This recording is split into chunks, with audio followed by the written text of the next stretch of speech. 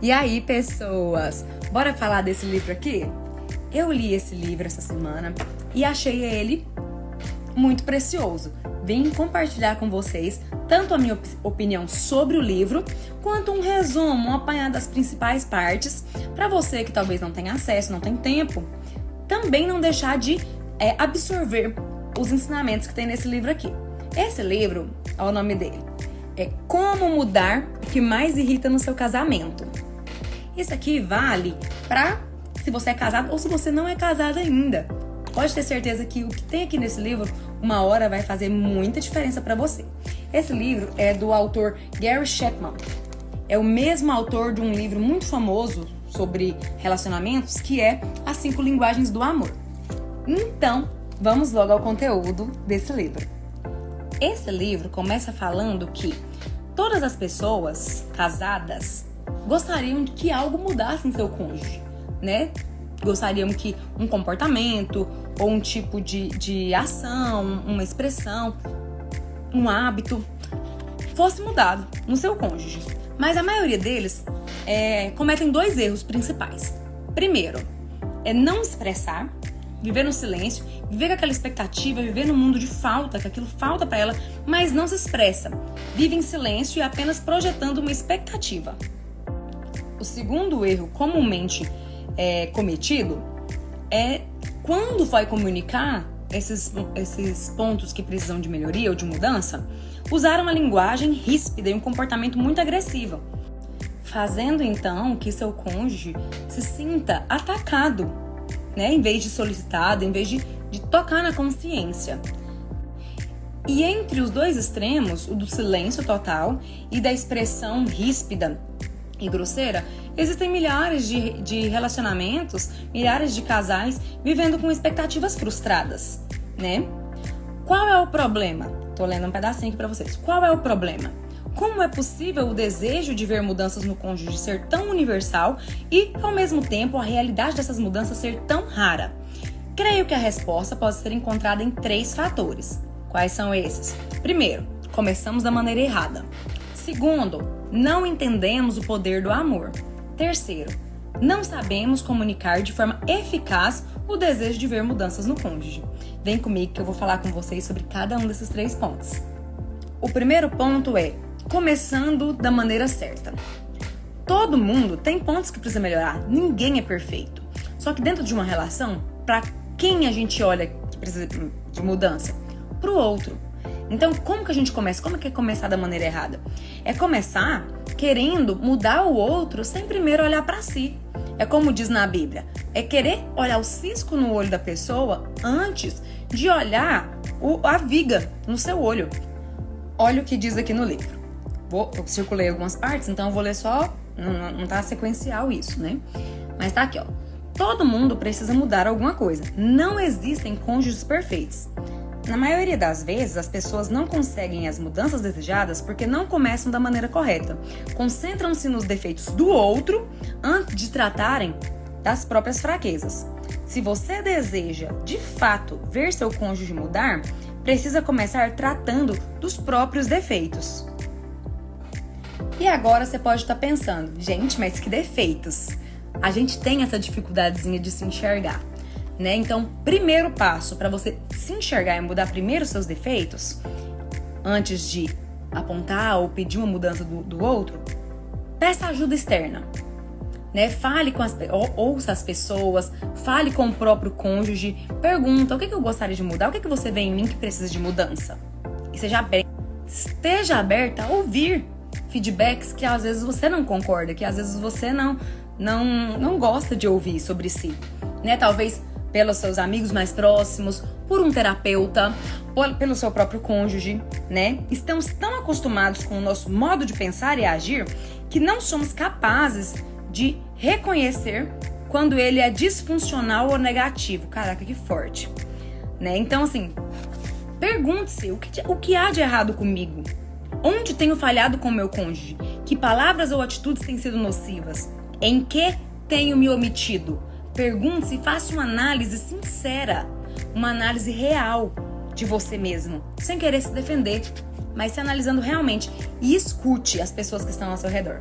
E um exercício que pode te ajudar nisso aqui é falar pro seu cônjuge, faz uma listinha. Não fala que você vai fazer também. Fala pra ele, faz uma listinha no que você gostaria que eu melhorasse. O que você acha que pode melhorar em mim? Me passa, eu tô querendo ser um cônjuge melhor pra você. Eu acredito que quem ama quer se tornar melhor pro outro. Então, não discuta sobre a lista do seu cônjuge e nem responda aos comentários. Só pega, respira e aceita. E simplesmente receba a informação e agradeça-lhe por ajudá-lo a se tornar uma pessoa melhor. Ai, meu Deus, que difícil! Depois de pegar essa listinha bendita, agora é o segundo passo, desse primeiro passo, que é reflita sobre as informações que você juntou. Agora é hora de lidar com essa informação, evitando, porém, criar racionalizações defensivas para os comentários recebidos. É o momento de aceitar a possibilidade de que essas perspectivas refletem alguma verdade.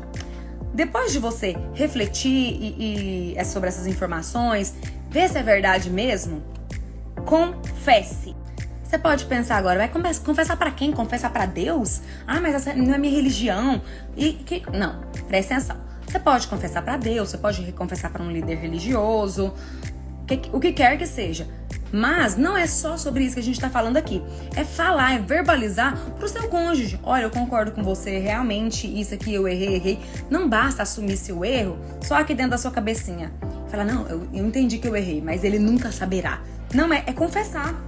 Confessar os erros nos liberta da escravidão das falhas do passado e nos abre os olhos para a possibilidade de comportamentos diferentes no futuro. Esse passo aqui é uma quebra de orgulho, mas olha que delícia! O orgulho é um dos maiores inimigos do amor, inimigo dos relacionamentos. Então, se você está quebrando o orgulho, que delícia! Dentro dessa parte de confessar, falar o que você errou pro seu cônjuge, aqui não é só aquilo que ele identificou.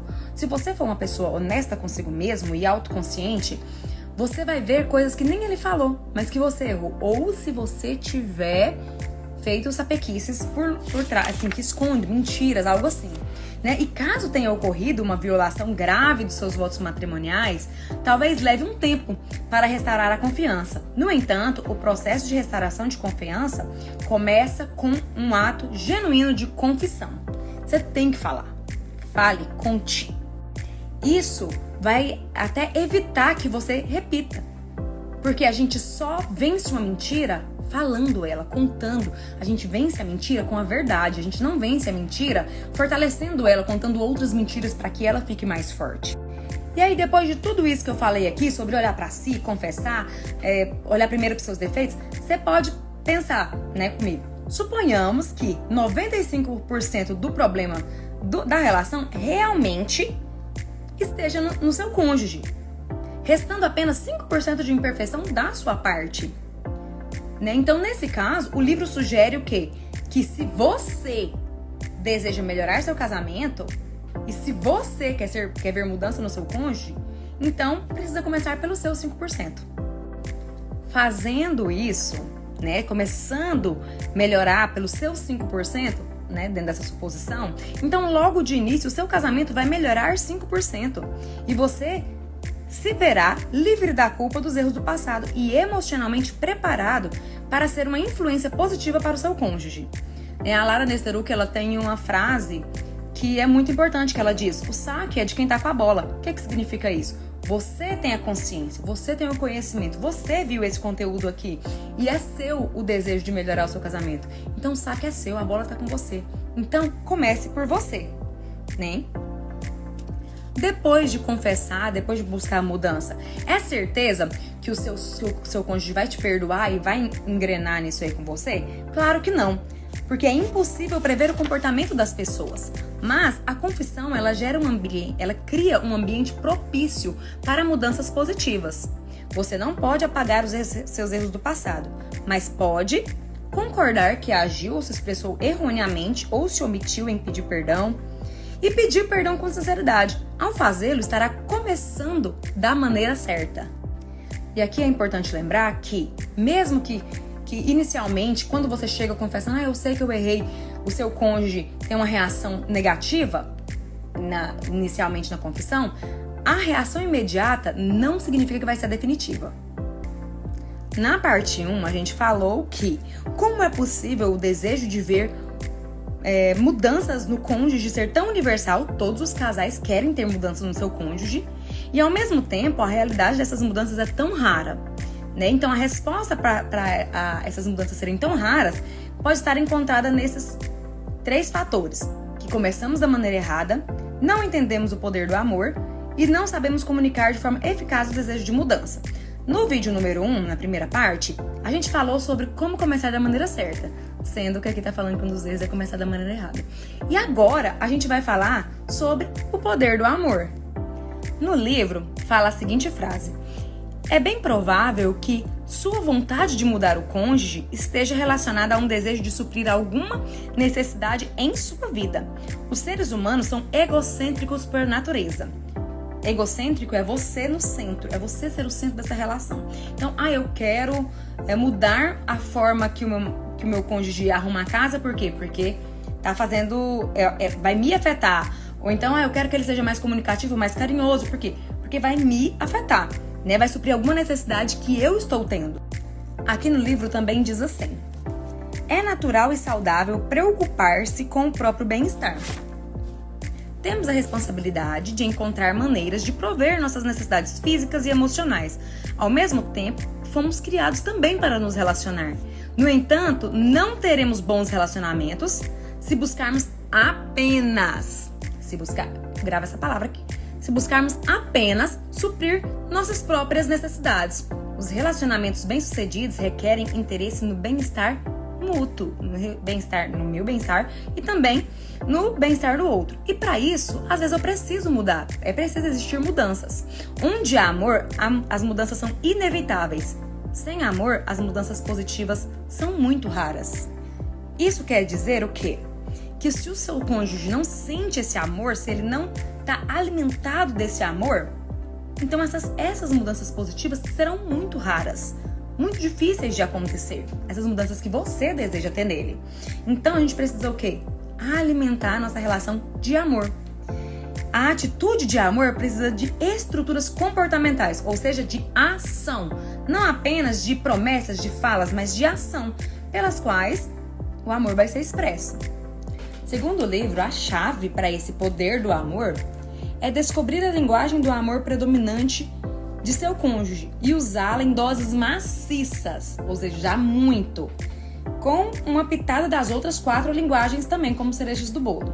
Se você não sabe quais são essas linguagens do amor, eu vou só falar quais são elas aqui, mas se você quiser saber um pouco mais sobre cada uma delas, eu tenho aqui no feed uma live. É só você entrar ali nos vídeos e em cima tem séries. Aí nessas séries tem as conversas de pai e filha, que é umas lives que eu fazia com meu pai. E tem uma live lá maravilhosa só sobre as 5 linguagens do amor, que são elas: palavras de afirmação, presentes, atos de serviço, tempo de qualidade e toque físico. Então, assim, o nome dessas linguagens do amor já são mais ou menos autoexplicativos, né? Mas é importante a gente saber mais sobre elas. Então já vai, pausa aqui e vai assistir a live. Acho que eu vou deixar aqui o link. Vou deixar o link dessa live aqui na descrição na descrição desse vídeo. Uma dica para descobrir a sua linguagem do amor e a linguagem do amor do seu cônjuge é prestar atenção nas queixas. As queixas revelam a linguagem do amor, que é sempre o que está faltando. Ó. Preste atenção nas queixas. Quando o que nós ou o cônjuge reclama, elogia, pede, isso aí tá muito atrelado às nossas linguagens do amor. Então, prestando atenção nisso, você vai descobrir qual que é a sua atitude, a sua e a dela, linguagem do amor, né? Às vezes, quando as pessoas reclamam, o nosso cônjuge reclama, a gente costuma assumir uma atitude muito defensiva. E a chave para criar um ambiente emocional positivo no casamento é aprender a falar a linguagem do amor predominante do outro e usá-la regularmente. E aí aqui eu vou te falar. Quando você pensar, mas isso não é tão importante para mim. Pensa o seguinte, mas a pessoa é. Se o seu cônjuge é importante para você, se você faz questão do seu cônjuge, Então faça questão daquilo que ele faz questão. Então que seja importante para você aquilo que é importante para ele. O custo de aprender e colocar em prática as linguagens do amor do seu cônjuge é um custo muito pequeno, tendo em vista o benefício de viver com alguém feliz. Todos nós temos necessidades emocionais básicas: segurança, significado, liberdade, valor e amor. Essas são as nossas necessidades emocionais básicas. Quando essas necessidades não são supridas, ficamos emocionalmente frustrados. Essa frustração pode manifestar-se na forma de depressão, ansiedade, ressentimento ou retraimento. Quando nos encontramos nesse estado de frustração emocional, quase nunca estamos abertos para sugestões ou pedidos de nosso cônjuge. Em geral, interpretamos esses pedidos como críticas. Explodimos, revidamos ou nos retraímos, mas dificilmente mudamos. Viu tanto que isso aqui faz sentido? Se você não está nutrindo a sua relação de amor, a pessoa com que você vai querer uma mudança, falar como isso, vai entender aquilo apenas como crítica. Vai explodir, revidar e retrair, e não vai mudar. Isso te lembra alguma coisa, alguma situação que você já viveu? Isso é familiar para você? Faz sentido? Quando uma pessoa se sente de fato amada pelo cônjuge, fica muito mais aberta para sugestões e pedidos. Na parte 1 e parte 2, a gente falou que como é possível o desejo de ver mudanças no cônjuge ser tão universal e ao mesmo tempo a realidade dessas mudanças ser tão rara. Por que a realidade dessas mudanças é tão rara? É porque começamos da maneira errada e a gente já viu isso na parte 1 do vídeo sobre esse livro. Gente, que dicção boa é essa? Acho que tô cansada. O segundo fator, que faz essa mudança ser tão rara, é que não entendemos o poder do amor, e isso a gente viu na parte 2, no vídeo parte 2. E agora na parte 3 a gente vai ver que é porque também não sabemos comunicar de forma eficaz o desejo de ver mudança no cônjuge. Vamos aprender então como comunicar de forma eficaz o desejo de mudanças no cônjuge, que talvez mesmo que você ache, não tem jeito de ser uma forma eficaz, talvez você tá pecando em algum ponto aqui. Vem comigo aqui que você vai entender.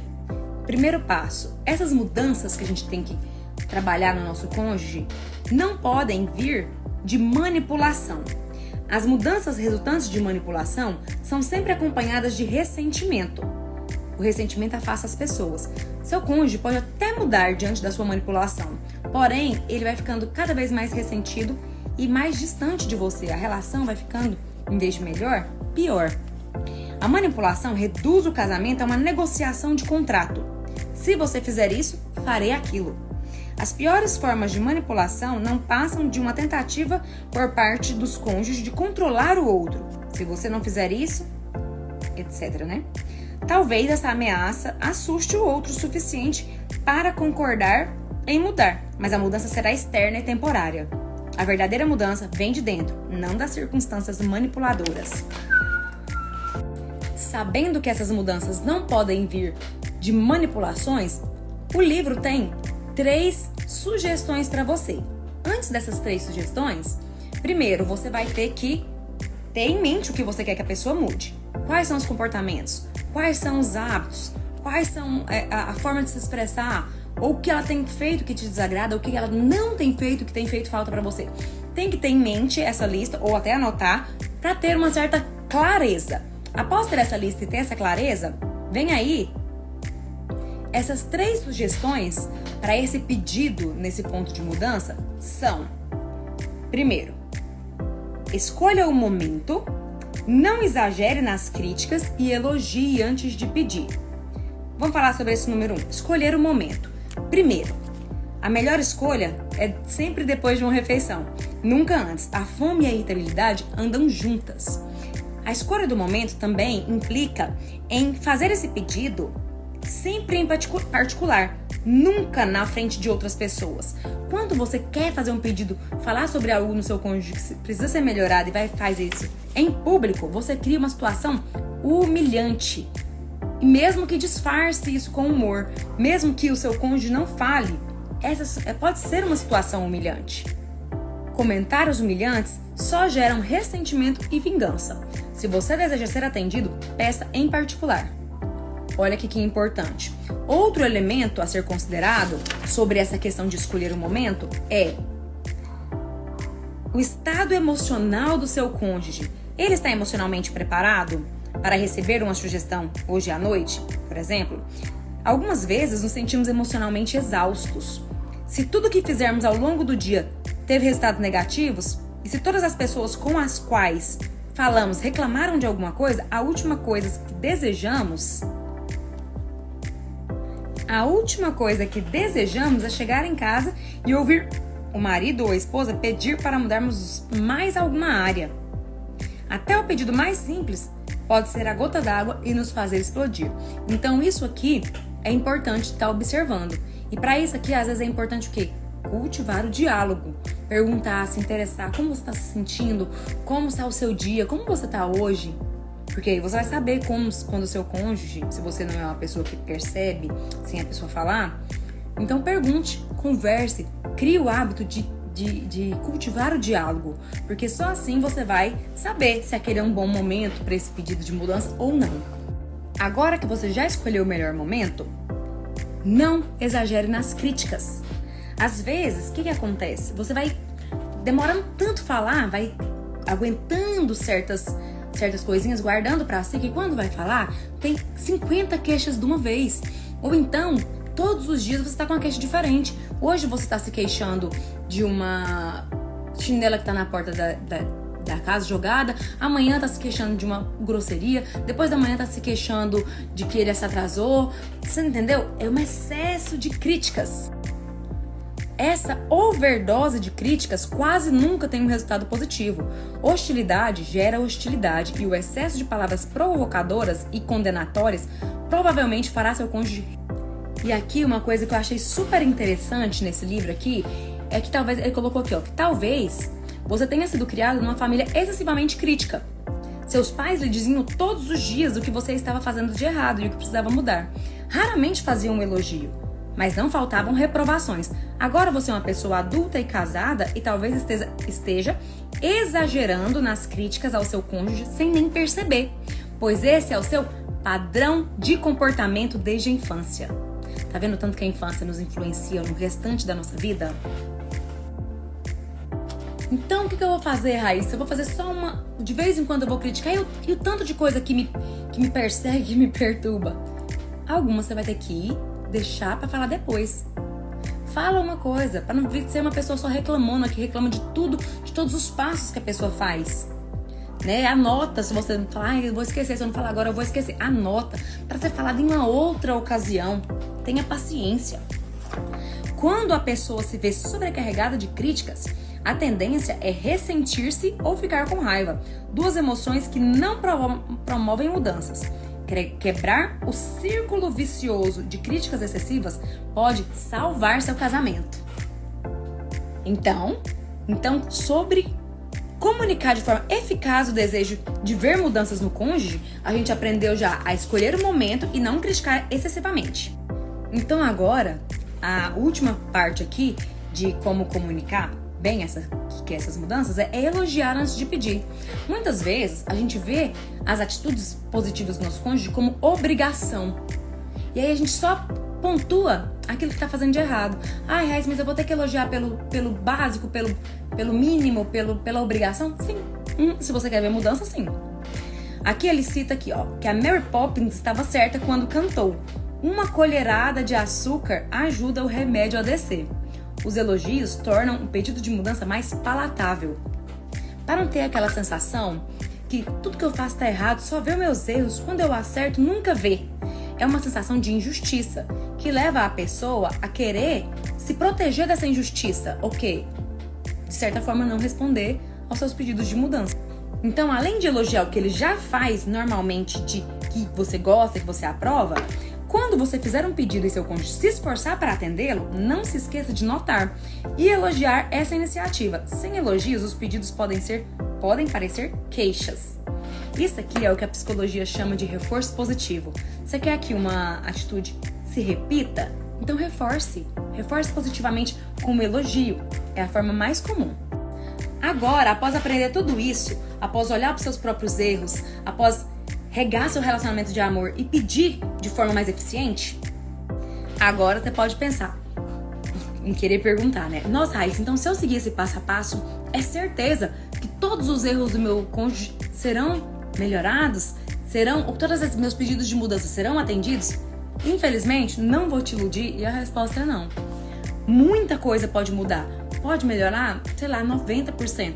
Mas alguns comportamentos, há certas coisas que ele não vai mudar. Às vezes porque não consegue, porque tem outros hábitos muito enraizados, e às vezes porque não quer. E isso é real. Não é fácil mudar um hábito.